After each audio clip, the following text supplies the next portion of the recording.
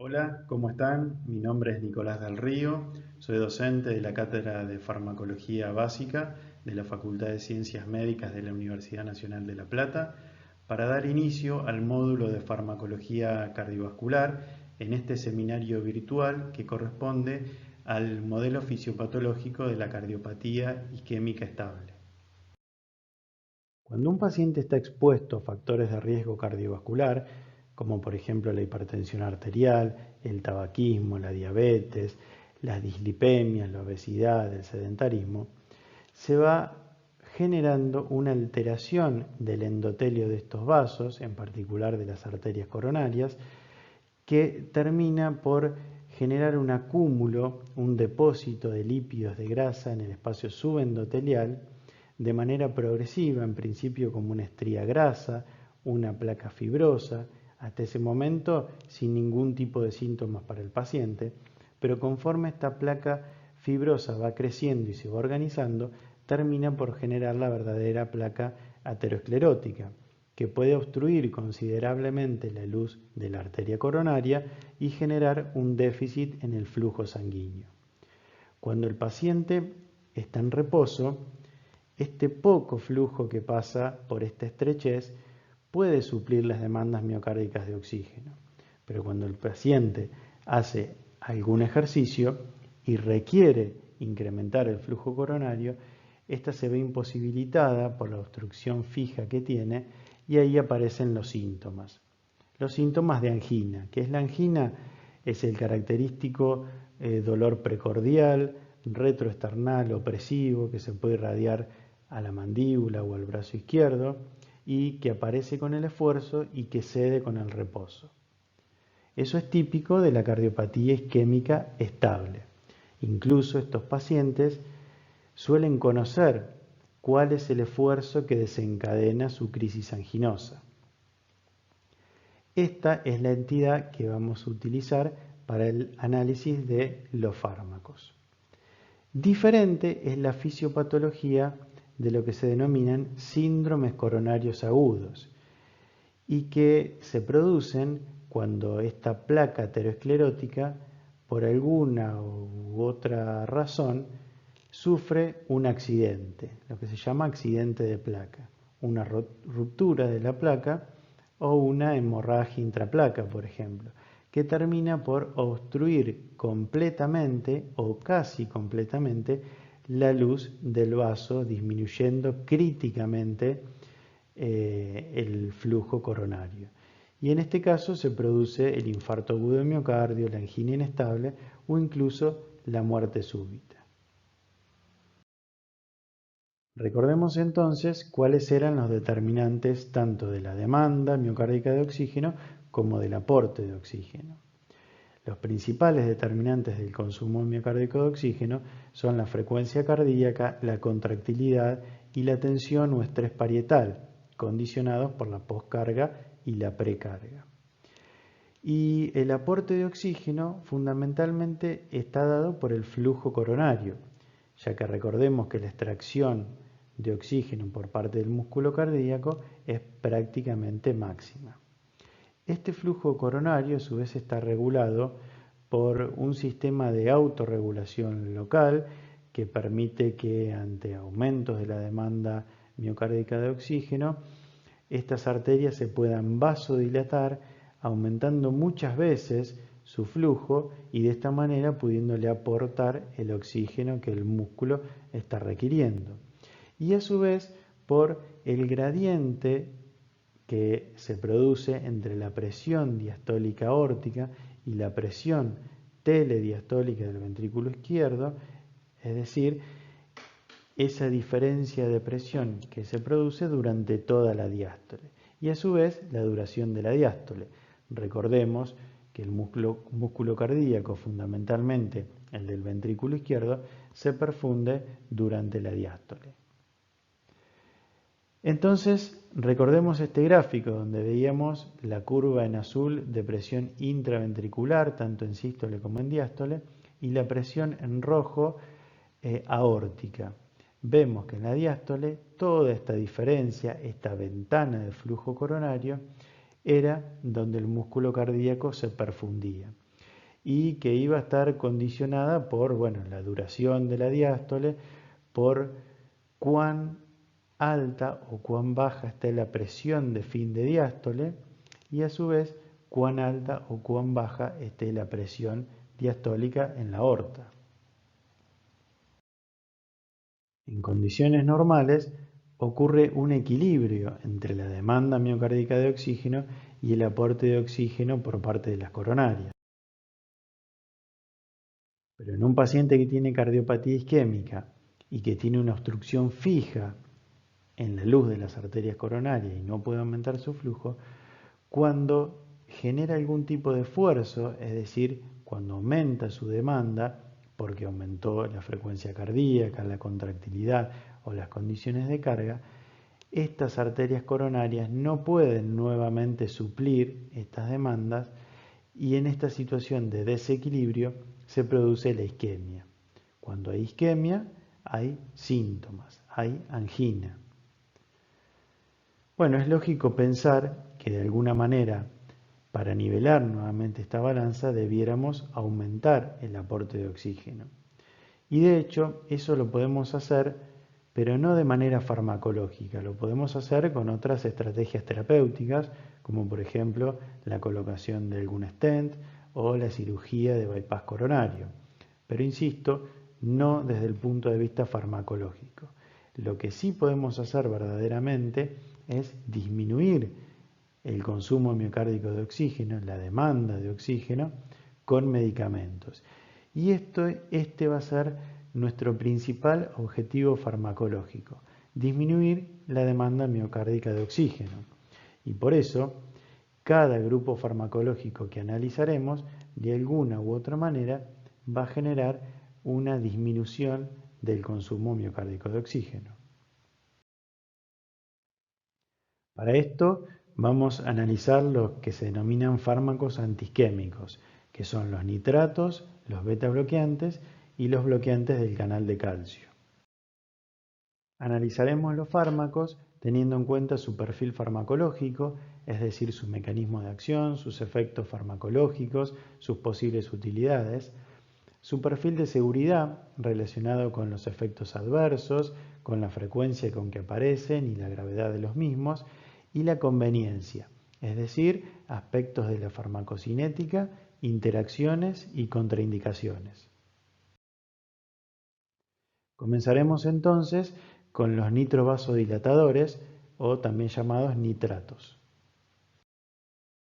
Los nitratos son profármacos que al metabolizarse liberan óxido nítrico.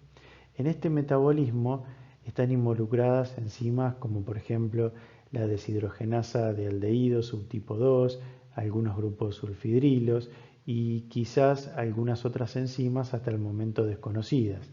Lo cierto es que estos nitratos son dadores de óxido nítrico, el cual en el músculo liso activa la guanilato ciclasa, aumentando los niveles de GMP cíclico, de esta manera activando la proteína quinasa G, y como hemos visto en los primeros prácticos de farmacodinamia, esto termina desencadenando una disminución del calcio intracelular y una desfosforilación de la cadena ligera de miosina con la consecuente relajación del músculo liso, en este caso músculo liso vascular, por lo tanto generando vasodilatación. La vasodilatación de los nitratos es predominantemente del lecho venoso, es decir, son venodilatadores. Prácticamente no tienen ningún efecto sobre el lecho de resistencia, es decir, no disminuyen la resistencia vascular periférica. Sí tienen la capacidad de vasodilatar algunos lechos arteriales en particular y sobre todo cuando se administran por vía endovenosa y altas dosis, pero son predominantemente venodilatadores. El mecanismo por el cual generan una disminución del consumo miocárdico de oxígeno es que al venodilatar disminuyen el retorno venoso, eso disminuye la precarga y por lo tanto se disminuye el volumen intraventricular y la presión intraventricular al fin de la diástole. Por lo tanto se disminuye el estrés parietal. De esta manera logramos equilibrar nuevamente la balanza por una disminución en el consumo miocárdico de oxígeno. El prototipo de los nitratos es la nitroglicerina y se conocen desde hace muchísimo tiempo. Si bien sus mecanismos por el cual generaban esta vasodilatación no se conocían bien, ya se sabían desde el año 1800 que estos medicamentos, sobre todo los primeros que se utilizaban de manera inhalada, ocasionaban una mejoría de los síntomas anginosos. También conocemos otros nitratos, como es el caso del dinitrato de isosorbide y el mononitrato de isosorbide. En relación a la nitroglicerina tenemos múltiples formas farmacéuticas y también vías de administración. La encontramos en forma de parches transdérmicos, en ampollas para su utilización por vía endovenosa, en comprimidos sublinguales, en spray sublingual, y es un medicamento que se absorbe muy bien por la piel, por lo tanto también contamos con cremas de nitroglicerina, cada una con sus ventajas y desventajas y con sus utilidades. Según la rapidez y la duración con la que querramos tener el efecto de estos nitratos, utilizaremos una vía u otra. Haciendo una comparación de aspectos de la farmacocinética, podemos decir que la nitroglicerina, que se puede administrar por vía endovenosa, va a tener un comienzo de acción muy rápido y se utiliza en general en las urgencias.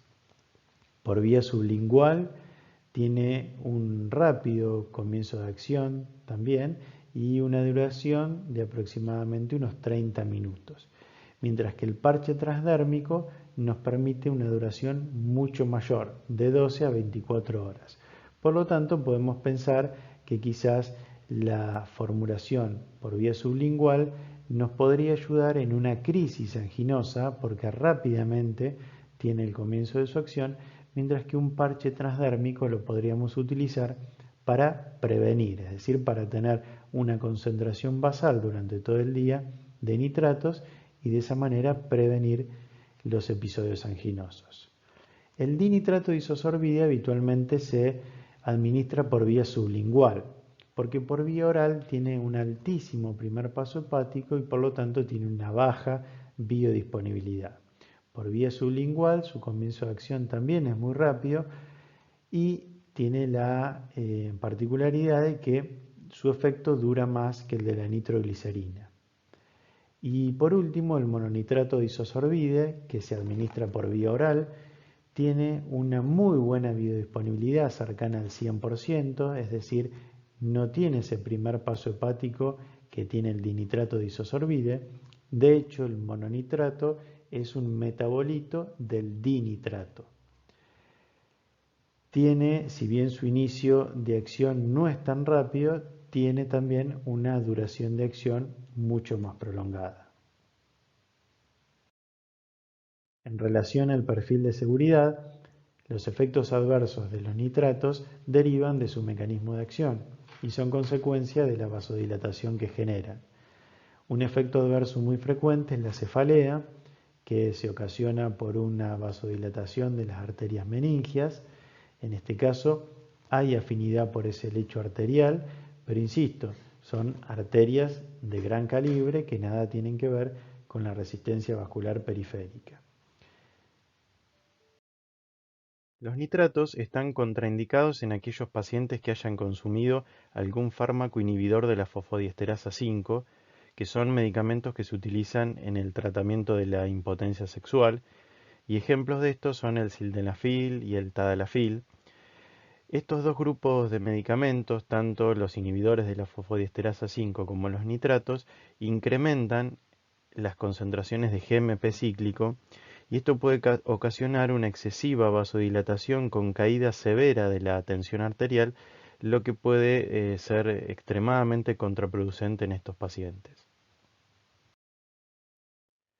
Analizaremos ahora entonces los fármacos beta bloqueantes.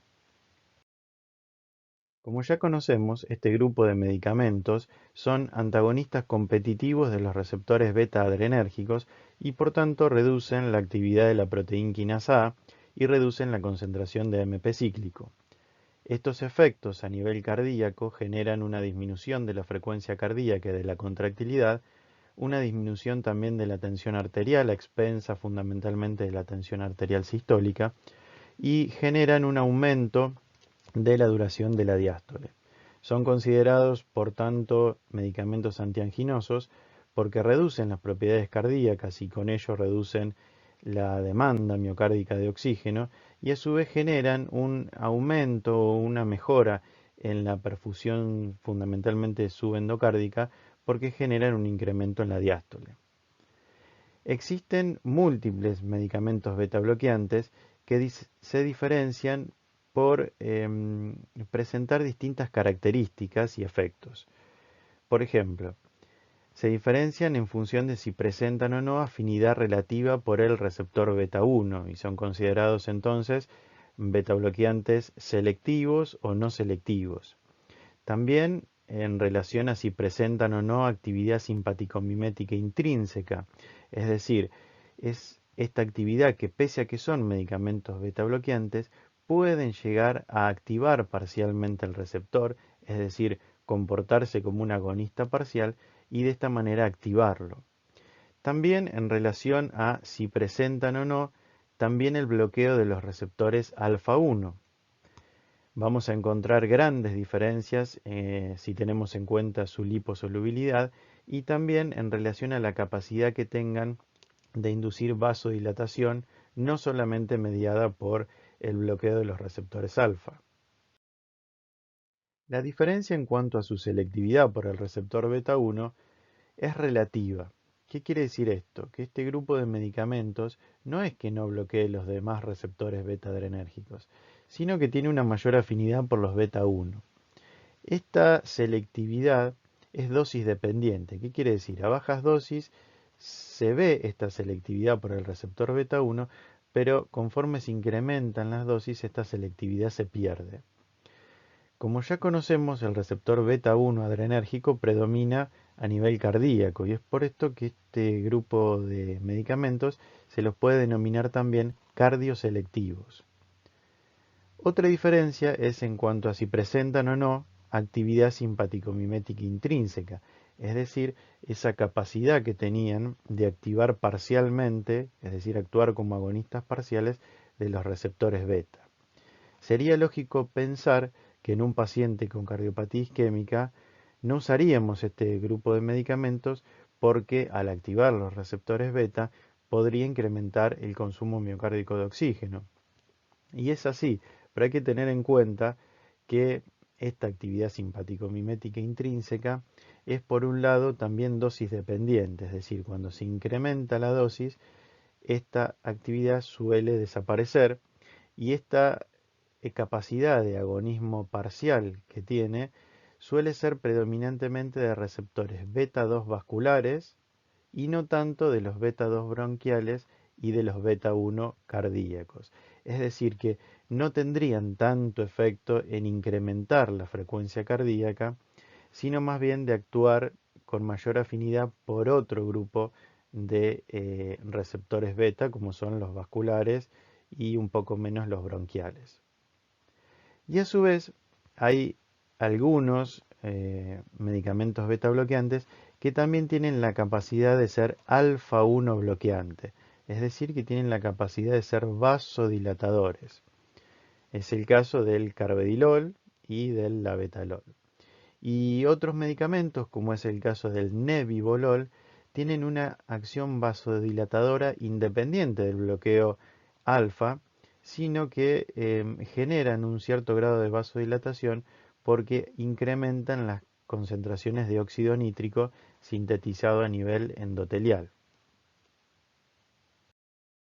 Los efectos adversos de los beta bloqueantes derivan fundamentalmente de su mecanismo de acción, es decir, son de tipo A.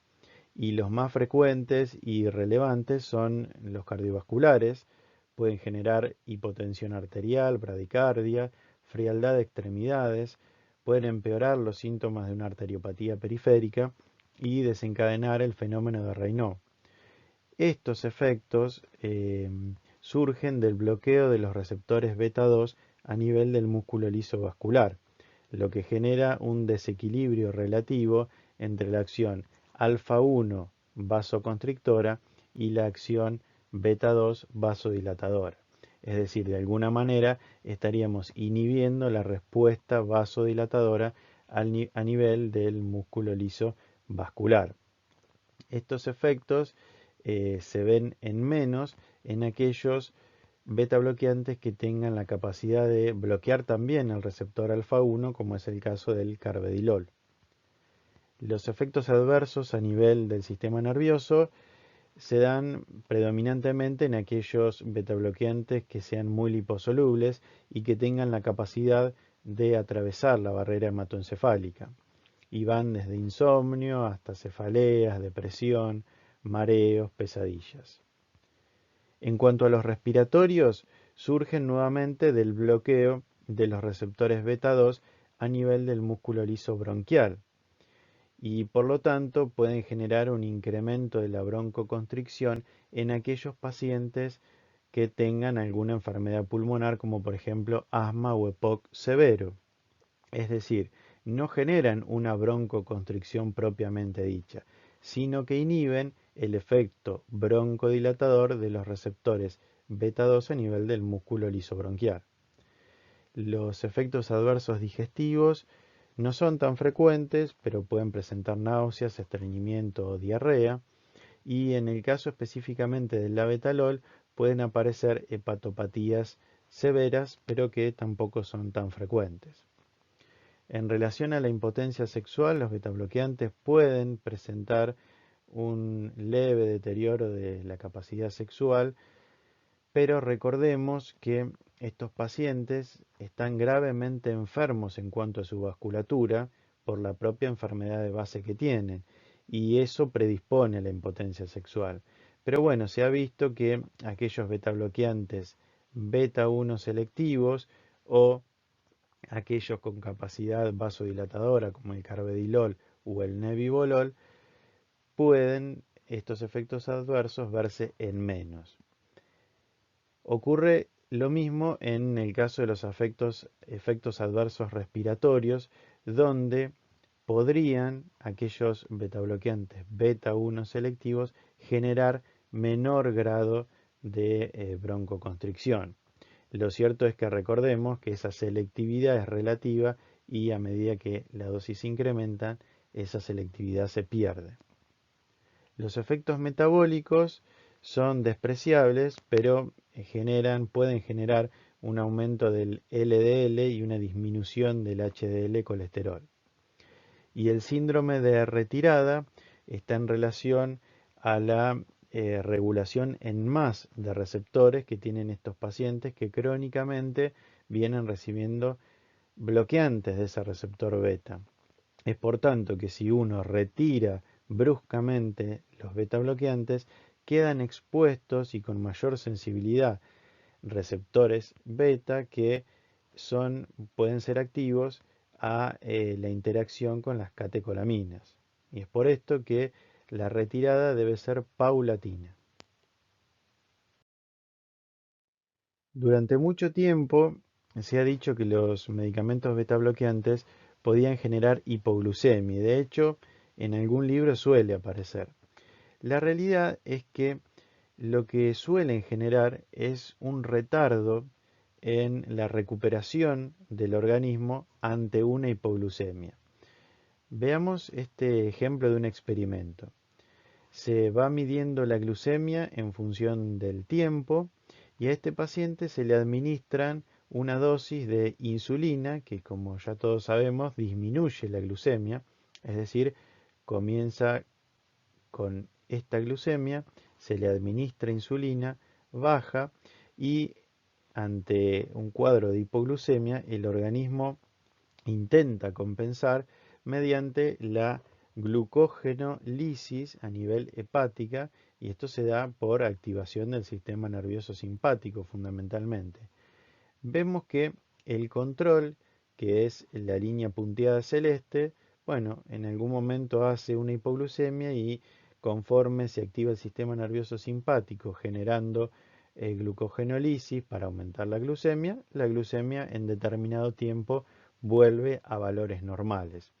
Pero ¿qué ocurre si a ese paciente nosotros lo estamos tratando con bisoprolol, metoprolol o propanolol? Bueno, se ven diferencias en cuanto al tiempo al llegar a una recuperación total. Y ese tiempo es mucho más prolongado en el propanolol, por ejemplo.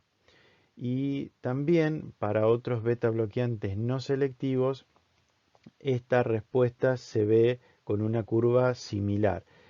Podríamos inferir que los betabloqueantes no selectivos podrían retardar aún más la recuperación que tiene el organismo ante una hipoglucemia. Y quizás los betabloqueantes beta 1 selectivos o cardioselectivos puedan generar una curva un poco más similar a la que tendría el grupo control. Entonces, los betabloqueantes no generan hipoglucemia, pero sí pueden demorar la respuesta que tiene el organismo a través del sistema nervioso simpático para recuperarse de una hipoglucemia. Y a su vez puede disminuir o enmascarar algunos síntomas de hipoglucemia como son por ejemplo la taquicardia, el temblor, etc. Lo que no pueden enmascarar es la profunda sudoración que siente el paciente con hipoglucemia debido a que la sudoración surge de la neurotransmisión mediante el neurotransmisor acetilcolina y no adrenalina. Este cuadro marca diferencias cinéticas en cada uno de los fármacos beta bloqueantes. Parece muy engorroso, pero me gustaría detenerme en aquellos extremos, es decir, los betabloqueantes muy hidrosolubles, como es el caso del atenolol, y los muy liposolubles, como es el caso del propanolol. Vamos a ver que en aquellos muy liposolubles, como para la mayoría de los medicamentos, su biodisponibilidad va a ser baja porque van a presentar un alto metabolismo hepático, van a viajar por la sangre unido fundamentalmente en un alto porcentaje a proteínas plasmáticas, su semivida va a ser más bien corta y van a tener una eliminación predominantemente por metabolismo hepático, mientras que aquellos más hidrosolubles tendrán una mejor biodisponibilidad y quizás su semivida plasmática pueda ser más prolongada. En general no van a ir unidos a proteínas plasmáticas mayoritariamente y su eliminación va a ser a nivel renal fundamentalmente. Analicemos entonces ahora los bloqueantes de los canales de calcio. Este grupo de medicamentos, como su nombre lo dice, bloquean los canales de calcio tipo L. Se unen específicamente a la subunidad alfa 1, que es la más grande y es la formadora del poro, lo bloquean y con esto disminuyen la entrada de calcio desde el exterior celular al intracelular. Esto lo pueden hacer tanto en el músculo liso vascular como a nivel del sistema de conducción y en el músculo cardíaco. Encontramos dos grupos, las dihidropiridinas, como la nifedipina y la amlodipina, y las no dihidropiridinas, como el verapamilo y el diltiazem. Las primeras, es decir, las dihidropiridinas, generan vasodilatación predominantemente arterial, disminuyen la resistencia vascular periférica y por lo tanto disminuyen la poscarga. Mientras que las no dihidropiridinas, si bien tienen un efecto vasodilatador, su efecto actúa predominantemente a nivel cardíaco, disminuyendo la frecuencia cardíaca y la contractilidad. Una gran diferencia que hay entre estos dos grupos es que para disminuir la frecuencia cardíaca, es decir, para alterar el sistema de conducción, es necesario no solo disminuir la magnitud de la entrada de calcio al intracelular, sino también disminuir la velocidad de recuperación del canal. Y esto las no dihidropiridinas lo pueden hacer, fundamentalmente verapamilo, mientras que los medicamentos dihidropiridinas como nifedipina y amlodipina solo disminuyen la magnitud de la entrada de calcio al interior de la célula. De esta manera se podrían utilizar en la cardiopatía isquémica, ya que disminuyen el consumo miocárdico de oxígeno porque disminuyen las propiedades cardíacas y cuestiones inherentes a la tensión parietal.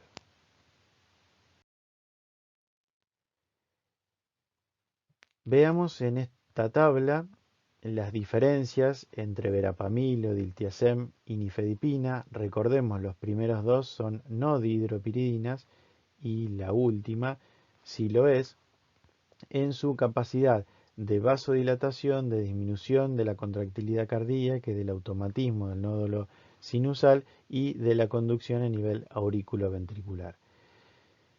Fíjense que la nifedipina no presenta ningún efecto en la conducción del nodo AB y mínimos efectos en el automatismo del nodo sinusal. Prácticamente nada disminuye la contractilidad cardíaca y sí es un excelente vasodilatador. Mientras que, por ejemplo, verapamilo, si bien tiene capacidad de vasodilatación, su acción predomina a nivel de una disminución de la contractilidad cardíaca, del automatismo y de la conducción. Y si nos fijamos en la tabla de abajo que relaciona aspectos de la farmacocinética, vemos que la gran mayoría tiene una disminución de su biodisponibilidad porque tienen un primer paso hepático. La mayoría está unida a proteínas plasmáticas y tienen un gran volumen de distribución, como es el caso de la amlodipina, fundamentalmente. Habitualmente se pueden administrar por vía oral, aunque el verapamilo y el diltiazem también se les utiliza por vía endovenosa. La nifedipina tiene una formulación también que es sublingual, que habitualmente no se utiliza porque genera rápidamente un efecto vasodilatador muy importante que genera como acción refleja una compensación con incremento de la actividad del sistema nervioso simpático, terminando por generar taquicardia y mayor consumo miocárdico de oxígeno. Existen también en las formulaciones vía oral aquellas formas farmacéuticas que tienen una liberación más prolongada. Bueno, y en cuanto a su perfil de seguridad, hay efectos adversos que son compartidos por ambos grupos, tanto por las dihidropiridinas como por los no dihidropiridinas, como es el caso de la hipotensión arterial, y algunos que predominan mayoritariamente en uno que en otro. Por ejemplo, en las dihidropiridinas es frecuente la cefalea, el rubor facial, todos estos efectos adversos originados por la vasodilatación. Pueden generar edema maleolar, también por aumento de la presión hidrostática por vasodilatación. Y en el caso, como decía anteriormente, de la nifedipina, pueden generar taquicardia refleja, fundamentalmente cuando se la administra por vía sublingual, que tiene una rápida absorción y una vasodilatación muy importante y muy rápida. Lógicamente, los efectos adversos para las no dihidropiridinas, como actúan predominantemente a nivel del sistema de conducción y del músculo cardíaco, serán bradicardia, bloqueo auriculoventricular, pueden descompensar una insuficiencia cardíaca, es decir, que el paciente que tenga una insuficiencia cardíaca y que esté hemodinámicamente inestable, bueno, los no dihidropiridínicos no se podrán utilizar porque incrementan aún más la descompensación, y estreñimiento más frecuentemente en el caso del verapamilo. Algunas cuestiones de la conveniencia. Bueno, hay interacciones que son beneficiosas e interacciones que no lo son. No lo son el combinar no dihidropiridinas con beta bloqueantes porque se incrementa el riesgo de deterioro realmente severo de la contractilidad. Son dos fármacos inotrópicos negativos por lo tanto combinados pueden traer trastornos graves.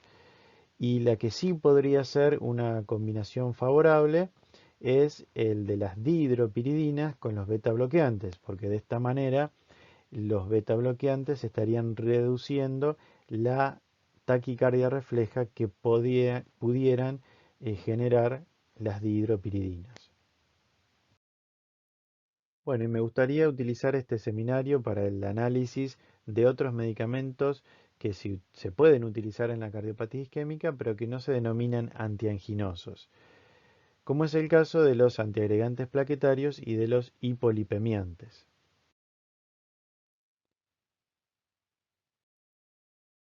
Los medicamentos antiplaquetarios se utilizan para evitar la formación de trombos en el interior de las arterias. Existen varios grupos, en este seminario detallamos dos de ellos, como son los inhibidores de la ciclooxigenasa, pero específicamente el ácido acetil salicílico, y los inhibidores del receptor P2Y12, que es el receptor de ADP que existe en las plaquetas, y que estos receptores lo que promueven es la degranulación y la posterior agregación plaquetaria para formar el trombo. En cuanto al ácido acetil salicílico, ya lo hemos visto, incluso hemos visto su metabolismo. Es un inhibidor de la ciclooxigenasa que genera una disminución de la producción de prostaglandinas y tromboxanos y por tanto tiene un efecto antiagregante. Mientras que los inhibidores del receptor P2Y12 son inhibidores de este receptor, que es el receptor de ADP, que también promueve la agregación plaquetaria. Y dentro de este grupo encontramos al clopidogrel, al prasugrel y al ticagrelor. Esta tabla compara tres de los inhibidores del receptor de ADP. Su inhibición es reversible en el caso del ticagrelor, mientras que en los otros dos es irreversible, y a su vez el ticagrelor es un fármaco activo por vía oral, mientras que los demás necesitan un metabolismo hepático para tener un metabolito activo, es decir, son profármacos. Todos ellos se administran por vía oral, tienen un inicio del efecto muy corto para prasugrel y ticagrelor, de 30 minutos aproximadamente, mientras que el inicio del efecto para clopidogrel es un poco más prolongado y la duración del efecto depende, al igual que del ácido acetil salicílico, de la vida media de la plaqueta, que es de aproximadamente 7 a 10 días. Y por último, las estatinas, que son un grupo de medicamentos que se utilizan para reducir el colesterol. Su perfil farmacológico es que inhiben competitivamente a la hidroximetilglutaryl-CoA reductasa, que es una enzima clave en la síntesis del colesterol, pero también tienen otros efectos que se han visto en estos pacientes con cardiopatía isquémica que no están muy bien explicados por su mecanismo de acción y que se denominan efectos pleiotrópicos, como es el caso, por ejemplo, de la mejoría en la disfunción endotelial, una actividad antioxidante y de estabilización de la placa de ateroma y una actividad antiinflamatoria. Ya hemos visto en los trabajos prácticos de dinamia aspectos de su seguridad. Los efectos adversos más frecuentes son digestivos, pueden aparecer mialgias y es muy infrecuente trastornos severos como la miopatía o la rabdomiólisis y también pueden incrementar las enzimas hepáticas. Los invito a profundizar aspectos de la conveniencia de las estatinas en los libros de texto.